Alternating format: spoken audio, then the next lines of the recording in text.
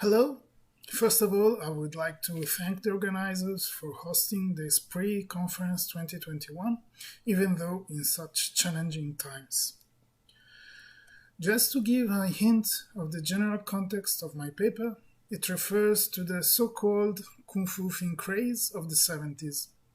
It was a global phenomenon started when the US distributor Warner Bros. Bought the rights of a Hong Kong movie produced by Shaw Brothers and distributed it with the title Five Fingers of Death. It was an unexpected success at the box office, then sold to many other countries.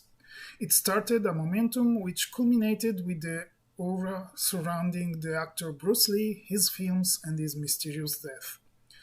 In Italy, Five Fingers of Death was distributed as Cinque Dita di Violenza, literally Five Fingers of Violence, with a slightly but significant change from the English title, from 26 January 1973 in Rome. Then, some days later, it reached the other Italian cities. It arrived in Milano the 8th of February of the same year. It was a huge success. It remained at the top of the box office for several weeks and it was still programmed after 2 months. Cinque Dita di Violenza started a trend. Dozens of martial arts films from Hong Kong were to be shown in Italian theaters. They were very popular between 1973 and 1978, but the first wave is considered to last from February to July of 1973. And this span of time is the main focus of my paper. I would like to focus on the reception reserved to Cinque Dita di Violenza and other Kung Fu films of the first wave in the Italian periodicals and newspapers of the city of Milano and the surrounding area. Milano is an important case of study for periodicals in Italy since it is arguably the publishing capital of Italy with its many magazines and newspapers. Thanks to the digital archives of Corriere della Sera, it was possible for me to analyze the occurrences of some words in the newspaper. I summarized my findings in 2 tables. The first analyzes data from 10 years before and after the start of the Kung Fu film craze. The second analyzes data from 1 year before and after. I found out that the boom helped to spread the use of some words to the general public. The word Kung Fu was basically unknown to the public before Cinque Dita di Violenza, while it was largely used after its success. The expression martial arts was not used before, while frequently used after. The word karate, in fact, a Japanese martial arts, was already known to the public, but it was used almost 3 times more after the boom. At the time, there was no distinction between karate and Kung Fu, even though they are very different things. This example demonstrates the impact that a bunch of mistreated movies had on the Italian culture. First, I would like to address the advertisement campaign of Cinque Dita di Violenza on newspapers. At the time, film advertisement on newspaper used a lot more text to launch the film than today. Along with an image of the film cover, the list of actors and director, and a brief tagline, it was frequent the use of 1 or more boxes of text. Even so, Cinque Dita di Violenza was particularly dense in words, and that remained true for the other movies of the boom. To introduce a new and exotic phenomenon to Italian audience, distributors felt the need to arouse the audience's curiosity. To do so, they focused mainly on one aspect, violence. The most intriguing part is the text box below the cover. Warning, since this film shows what Kung Fu is for the first time, that is the deadliest fighting technique in all the Orient, the audience is warned that imitating what happens on the screen will inevitably cause permanent injuries, if not death. Here you can see some other advertisements of Kung Fu films dating from February to July 1973. It's just a small part of the Kung Fu films distributed in those few months. I think that the most prominent aspect is the relevance of the text over images in most of these advertisements. Some films advertised that they were for a general public, so people of all ages could watch them, while others advertised the exact opposite, since the movie was restricted to adults. For example, the advertisement for the Hong Kong L'Urlo, il Furore, la Morte, literally from Hong Kong, the Scream, the Fury, the Death, while the international English title was The Cannibals, advertised that, and I quote, even the children could watch this amazing film on the fabulous Chinese fighting technique that is making all Italy go crazy, end of quote. On the opposite side, Il Killer dagli occhi a mandorla, literally the killer with almond eyes, while the international English title was simply The Killer, advertised, and I quote, Kung Fu for adults only, for its authentic, inconceivable, incessant violence. It is the first Chinese movie forbidden to who is less than 18 years old, end of quote. In this stream of releases, some try to distance themselves from the mediocrity of previous releases. The advertisement for the silly titled Con una mano ti rompo, con due piedi ti spezzo, literally, with one hand I break you, with 2 feet I crack you open, while the international English title was One Armed Boxer, stated, and I quote, public announcement, only after the civil, discipline, and responsible attitude with which the audience from Milan attended the recent screenings of otherwise minor films of Chinese cinema, at last it was possible to release the present film, which has immediately obtained a legendary status and was defined the massacre movie. End of quote. The review of Cinque Dita di Violenza in the newspaper Corriere della Sera tries to be informative. It begins with a statement to introduce a new cinema to the Italian audience, and I quote, even the tiny China barricaded at Hong Kong has its cinematic production, but the movie Five Fingers of Death offers such a poor example of it, end of quote. And then, after summarizing the story, it concludes, and I quote, it is stuffed with violent fights, acrobatic stunts, enormous waste of geyser of blood, and eyes displaced from eye socket to the point of nausea. We were somewhat used to all these things from our spaghetti western tradition, but here they are overwhelming for the glorification of violence for violence's sake, end of quote.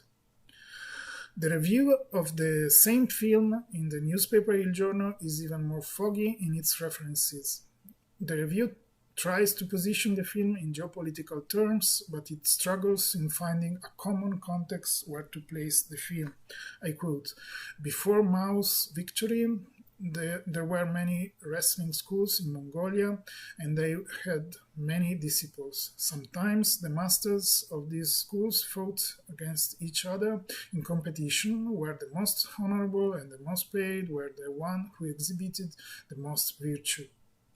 This film, that arrives from a non-Maoist Orient, shows the painful path to glory of a youngster who wants to be a champion, end of quote.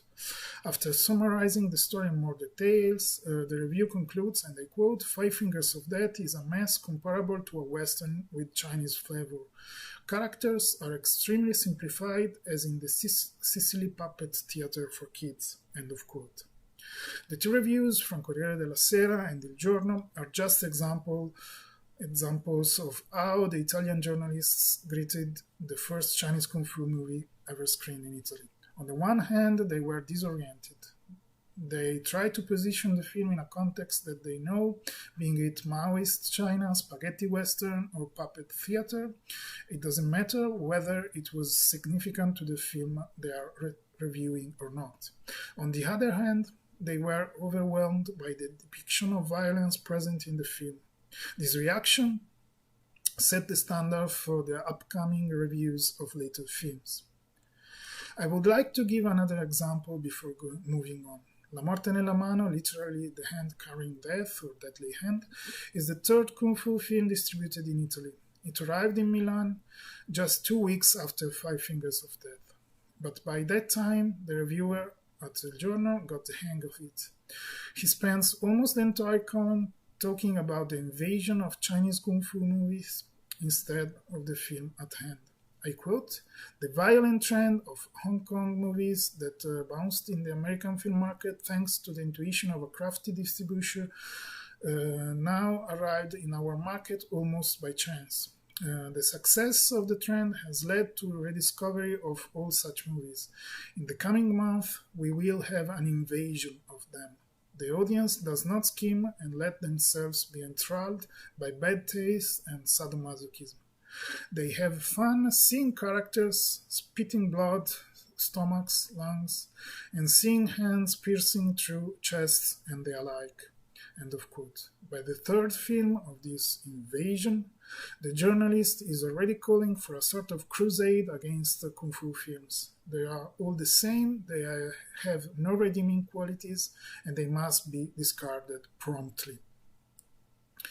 The impression that Chinese kung fu films were not taken seriously by film critics is confirmed looking at two cinema magazines published in Milano at the time. Cinema Nuovo and Cinema e Cinema were two bi-monthly magazines with a rigorous approach. Cinema Nuovo was founded in 1952, Cinema e Cinema in 1974. Both magazines were strongly left-wing. They both had the focuses on special topics and a section with the reviews of the latest releases. Neither Cinema Nuovo nor Cinema e Cinema ever talked about Chinese kung fu films. On the one hand, Cinema e Cinema started publishing a year after the inception of the kung fu craze, so it is possible they choose not to write about it. On the other hand, Cinema Nuovo was well established by the time, and the fact that they decided not to acknowledge the phenomena is significant of their approach. Cineforum was founded in 1961. It had a militant approach to film criticism and was left-leaning. But unlike Cinema Nuovo and Cinema e Cinema, Cineforum ran a 10-page article on Chinese kung fu films in the summer of 1973. It was an uncompromising bashing of kung fu films. The film critic Sandro Scandollara used harsh words to tear apart every aspect of these movies. He did so from an ideological point of view. He accused these films to have a fascist agenda with their blatant violence and self-made vigilantes. Scandollara wrote, and I quote, "The Chinese, with Chinese in quotation marks, Hong Kong films fall within the fascist ideology of silent majorities for their underlying values and for the cultural models they present. They solicit the mystical violence of the right wing, being it extremist or not." End of quote. Then Scandollara tried to give a wider presentation of Hong Kong cinema, presenting it as a colonial cinema, and that is a brave attempt at the time, but he misinterpreted many facts, gave many mistaken information, and above all was driven by his prejudices. In the end, he dismissed kung fu films and the entire production of Hong Kong cinema as sad nonsense for fascists. Therefore, his criticism was political and ideological, not cinematic. Almost the same discourse can be done for news magazine. For example, Tempo was a weekly founded in 1939 and inspired by the US magazine Life. It had a column on cinema written by the prominent film critic Morando Morandini in the 70s. The cinema column presented a film or two every week, and then offered a concise suggestion system at the end, with recent releases divided into three categories: recommended, suggested, and discouraged. Morandini never cited any of the many Chinese kung fu films released at the time, not even in the discouraged category. The only place Morandini wrote about kung fu film was outside the cinema column, in one of the cultural articles in the first issue of April 1973. At the beginning of the boom, Morandini presented the kung fu films as violent and naive. He started the article presenting some information on Hong Kong, how small its territory was, how many millions of people lived cramped there. This context helped the film critic to position the kung fu films These films were violent because in the overcrowded city of Hong Kong, people had to be disciplined and orderly, but they yearned for some escapism, and violence on the screen was the cheaper form of escapism for them. The main focus is not on film criticism, but on the social and cultural aspects of the Kung Fu craze. The film critic Domenico Meccoli ran the cinema column in Epoca. He wrote about Kung Fu cinema in two different occasions. The first in April to comment the phenomena, the second in July to present the first Italian film with Kung Fu elements. Meccoli acknowledged that the common reaction of film critics in front of Chinese Kung Fu film was dizziness. They felt stunned. He wrote, and I quote, "The phenomenon will not last long, but in the meantime it exists. And it is not the film critic who can explain it. It takes psychologists and sociologists. The film critic is bewildered. He can only point out the infantilism, the technical mediocrity, the clumsiness of the acting, the thematic coarseness of these films." End of quote. The tone is always sarcastic, if not completely adverse, and confirms that Kung Fu films didn't deserve a critic analysis in the mentality of the time.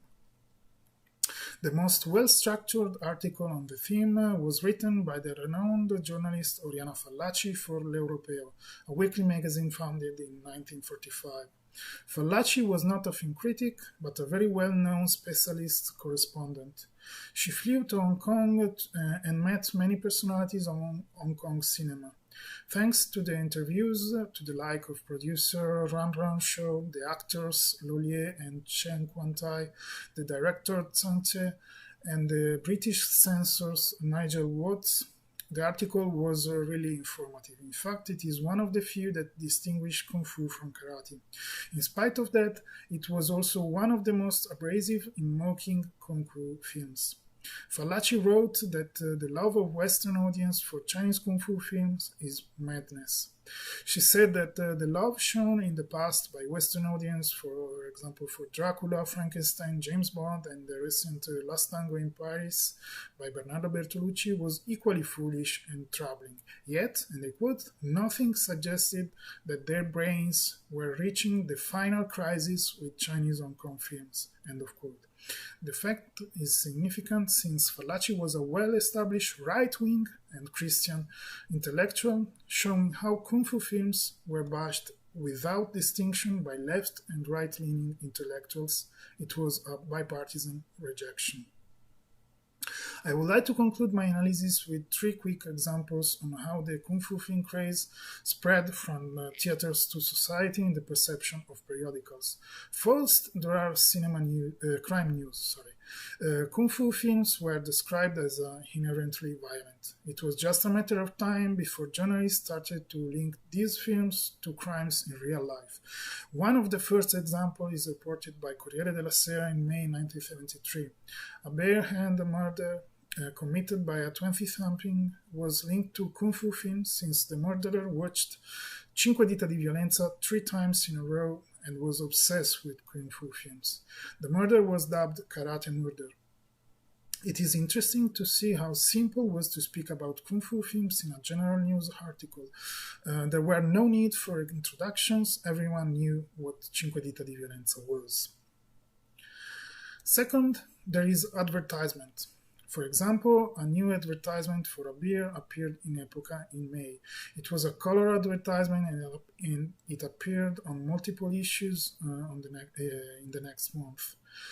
The image depicted a woman with a glass of beer wearing only the upper part of her keikogi, the traditional tracksuit for practicing karate in Japan. The tagline reads, "Dare Strong, the black belt of beers." The Kung Fu film craze legitimized karate and Kung Fu practice and heavily influenced enrollment at karate dojo in Italy. Before the Kung Fu film craze, it is doubtful an advertisement like this would have been understood by the general public. Third, there is the entertainment news. For example, Tempo had a sort of centerfold page with color pictures of actresses, at least starting from the 50s. But while in the 50s and the 60s the pages presented renowned actresses or established rising star in suggestive but cast pictures. In the 70s, the focus shifted over quite unknown starlets, often half naked. The problem for journalists was then to write something significant about them. In an issue of April 1974, there is an article on Yasuko. She was presented as a young Asian actress searching success in France and England. But to introduce her to the Italian audience, the article stated, and I quote, her career started in Hong Kong, where she worked in many movies of the karate kung fu type. She does not play the role of the violent woman who destroys half a dozen men with a single fist, but the role of the sweet girl of the evil boss, his wit and tender half. End of quote. It shows how Chinese kung fu films would be used to legitimize an unknown actress. It is even more interesting since, to my knowledge, the news is completely fabricated. It is a fake news. Yasuko, her full name Yasuko Nagazumi, was a Japanese actress and she never worked in Hong Kong and never played in any kung fu film. The fact that an anonymous journalist sought to legitimize an unknown actress by fabricating a story linked to kung fu films, probably since she was of Asian ethnicity, shows how pervasive the influence of kung fu film was. In conclusion, kung fu films described in Milano area periodicals during the first wave of the craze significantly contributed to the spreading of words like kung fu and martial arts in the Italian context. They were the starting point of the spreading of new trends in advertisement, entertainment, fashion, and the cultural scape. They were perceived as a threatening social and cultural events, not as a cinematic one. They were ridiculed, feared, stigmatized by both left-wing and right-wing journalists, but never analyzed in their context nor their cultural significance. Thank you for your attention.